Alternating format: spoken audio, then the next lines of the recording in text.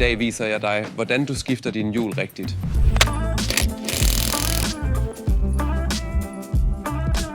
Inden du går i gang, skal du kigge på dit dæk. Dækmønstret må ikke være under den lovpligtige minimumsgrænse.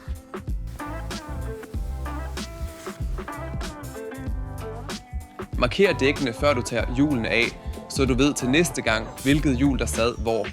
Først løsner du skruerne på hjulet med slagskruetrækkeren. Derefter kan du løfte bilen op med en dongkraft. Det gør du i den rækkefølge, fordi man prøver at udføre så lidt som muligt på selve den løftede bil.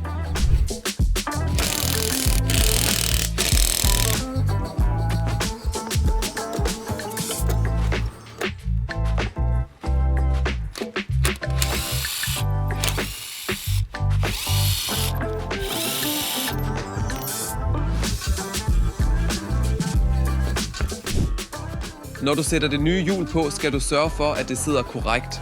Drej derefter hjulskruerne fast i hånden eller med akkunøglen. Sørg altid for at spænde boltene over for hinanden skiftevis, så fælgen ikke sætter sig skævt og bliver spændt jævnt. Når hjulet er færdigmonteret, kan du sænke bilen igen, så du i næste skridt kan spænde hver enkelt bolt helt korrekt med momentnøglen.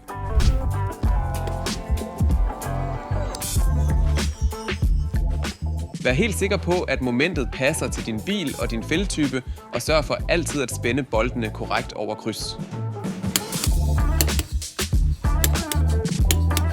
I det sidste trin tjekker du dæktrykket og pumper eventuelt lidt mere luft i. Den rigtige værdi finder du i manualen. Du kan sagtens.